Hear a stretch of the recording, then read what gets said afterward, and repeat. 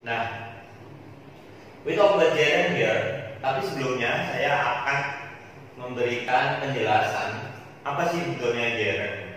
Gerund itu gimana? Nah, there are two sentence here. Jadi ada dua kalimat yang sudah saya siapkan. Jadi the first here, my father is reading. Kemudian yang kedua adalah my hobby is reading. Jadi ada dua kalimat di sini. Ya. Strukturnya hampir sama. Ya, kalau kita perhatikan, this is my, kemudian ini juga my father, cuma bedanya hobby. Ini sama persis, is reading and then reading. Jadi saya mau memberikan penjelasan apa itu sebetulnya gerund. Nah, kalau kita perhatikan secara struktural, my ya sama aja, ini adalah possessive, kemudian benda-benda, kemudian to be-nya sama, ing-nya sama. Tapi secara fungsi mereka berbeda. Oke, kita perhatikan baik-baik. My father is reading. Artinya adalah ayahku sedang membaca. Sedangkan the second sentence, my hobby is reading. Berarti apa? Hobi saya membaca. Ada perbedaan di sini. Yang pertama adalah reading itu doing activity. Ya, misalkan gini, my father is reading. Oh, berarti ayah saya sedang melakukan membaca atau membaca. Tapi yang kedua, my hobby is reading. Berarti apa? Hobi saya membaca. I'm doing something here? No.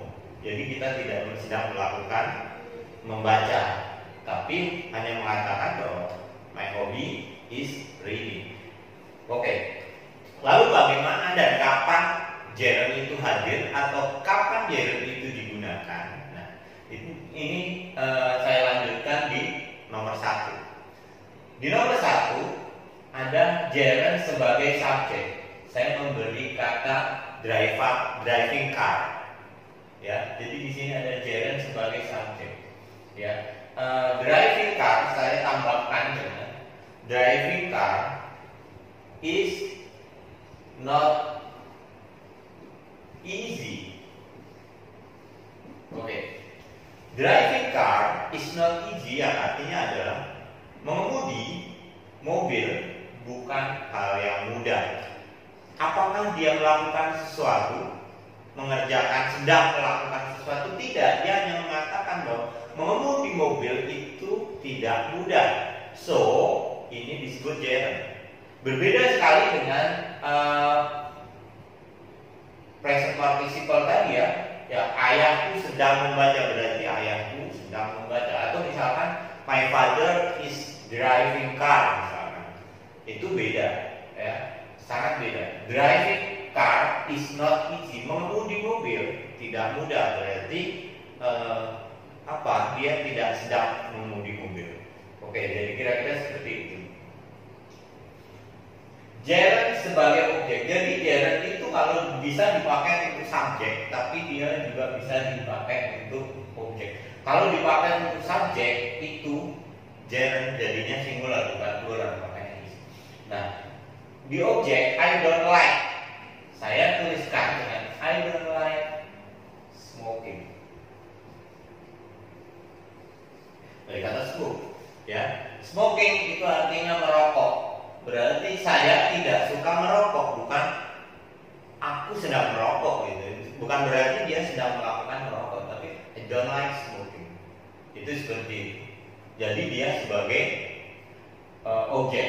Driving car is not easy, kemudian gerund sebagai objek I don't like smoking. Ya. Bagaimana kalau misalkan ini yang saya kembali ke nomor 1, misalkan dia itu plural, misalkan seperti ini. Saya bikin kalimat dengan buying clothes misalnya. Ya.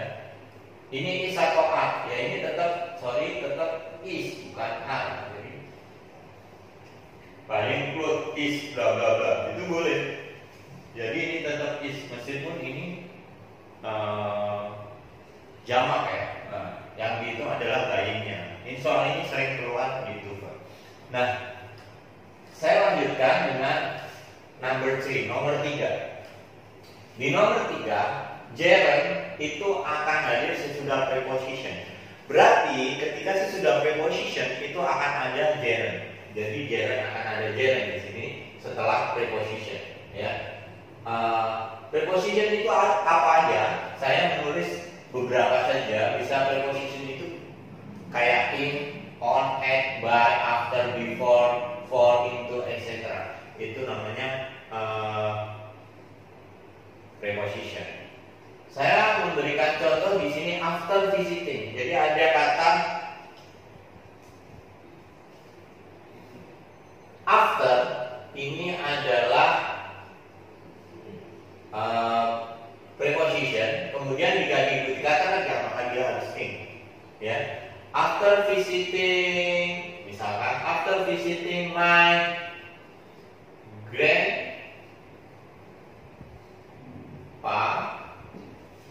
I went home. It's okay. Jadi sesudah mengunjungi kakekku, berarti dia sesudah mengunjungi, bukan maksudnya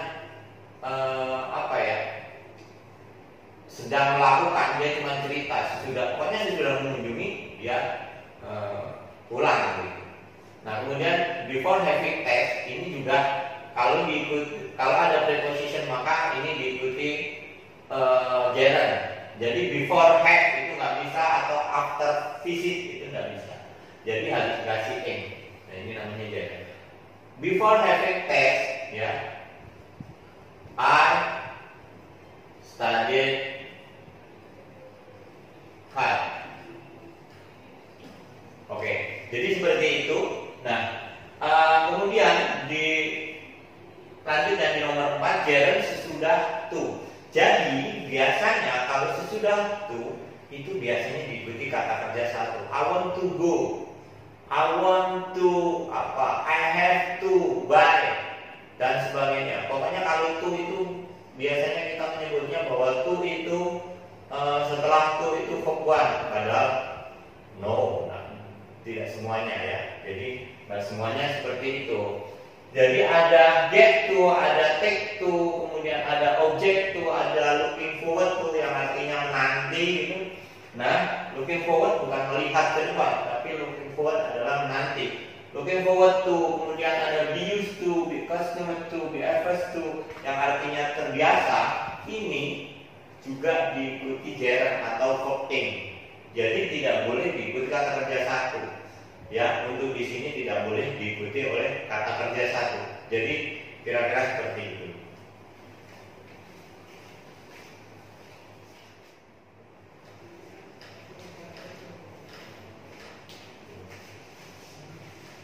Di sini contoh dari tadi yang dari gerund itu sebelum to itu ada gerund ya.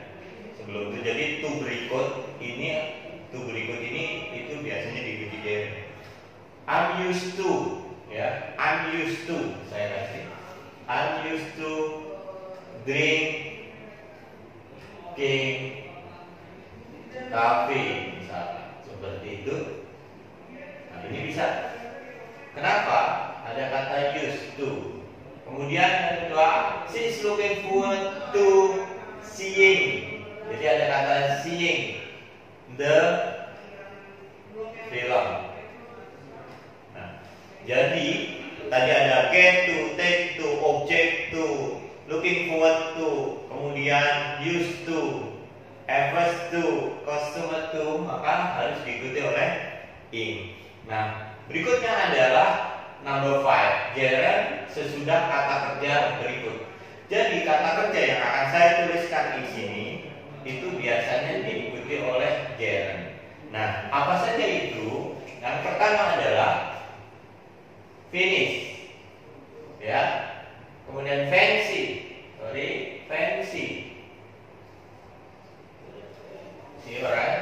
Kemudian ada mind. Oke. Kemudian ada low. Ada suggest. deny, admit, resist. Oke, understand,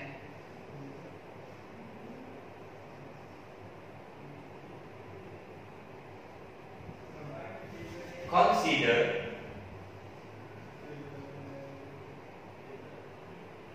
avoid, keep on, excuse, ya, postpone,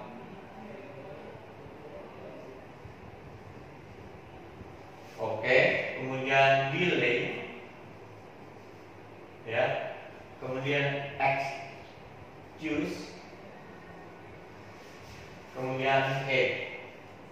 Jadi kata kerja ini biasanya kalau ada kemudian diikuti kata kerja, maka dia harus diikuti oleh ing. Misalkan di sini ada they don't mind coming, misal come, ya kan, coming harusnya, bukan come, coming to my party.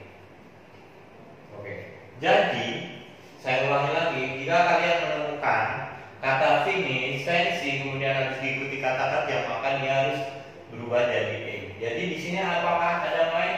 Ada. Ini my. Maka my ini kalau diikuti kata kerja, maka dia harus ing atau gerund. Nah, itu seperti itu. They don't mind coming to my party. Oke. Selanjutnya number 6 ya. Dia penjelas kata benda. Jadi di sini ada the waiting room. The waiting room is, misalkan the waiting room is very large. Nah, penjelas kata benda apa maksudnya? Jadi ini room, benda, kemudian waiting, ya kan? Nah, terus he has taken too many sleeping pills. Misalkan seperti itu, sleeping pills, artinya apa? Ya, pil tidur. Tapi saya akan memberikan perbedaan. Apa sih perbedaan antara gerund sama present participle? Akan lebih jelas di sini. Misalkan the sleeping pill, misalkan. Yang kedua, contoh ini sleeping pill. Yang kedua kalimat selanjutnya. Pertama contohnya adalah sleeping pill, kemudian the sleeping baby is my sister. Ya kan? The sleeping baby is my sister. Ada perbedaan di sini. Ini adalah bayi yang sedang tidur, sedangkan ini pill tidur. Itu berbeda ya, sleeping pill sama sleeping baby. Nah, jadi ada seperti itu. Ada juga misalkan walking stick sama the walking man. Nah, itu juga bisa. The walking stick adalah tongkat yang buat berjalan. Tapi walking man adalah orang yang sedang berjalan. Jadi bisa seperti itu. Kemudian kita lanjutkan dengan menyatakan larangan. Bagaimana menyatakan larangan? Itu sering kita lihat, ya. Kalau kita perhatikan, sering sekali ada no smoking, no parking, ya kan? Jadi seperti itu.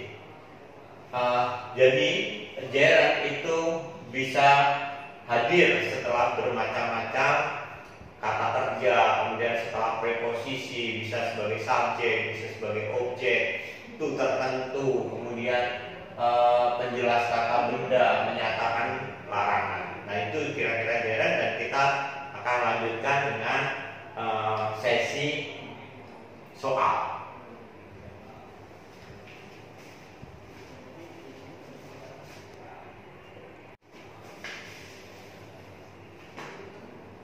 Di sini ada exercise, ada 2 soal. Jadi soal yang pertama adalah bla bla bla all the way homemade style. Jadi titik-titik di sini, ya, ada beberapa jawaban, walk, kemudian walking, we walk, kemudian we have walk, kemudian we walking. Nah, di sini karena dia sudah ada subjeknya, ini kata kerjanya, subjeknya sama, kemudian dia mestinya ada kata kerja di depan, maka dia harus gerund. Nah, kalau kita isi walk ini nggak bisa. Kemudian ini kalau ini nanti double sama seperti ini. Ini apalagi nggak ada to be-nya, maka jawabannya adalah be working. Nah, untuk yang nomor 2, Daru is working hard for his examination. He avoids. Tadi saya sudah menjelaskan di yang ke berapa tadi, kelima kayaknya ya, poin kelima, bahwa ada kata kerja avoid. Kalau ada kata kerja avoid, maka berikutnya adalah diikuti oleh verb atau gerund. Apa itu? Jadi he avoids. Ada nggak jawabannya? To go out, kemudian to goes out, go out, to be going on, going out. Ya, yang paling tepat adalah going out. Jadi ini jawabannya. Oke, sekian dari saya, itu tadi untuk pengajaran hari ini. Tetap semangat kalian belajar untuk meraih masa depan dan impian kalian di masa depan. Oke, thank you for watching me. Bye.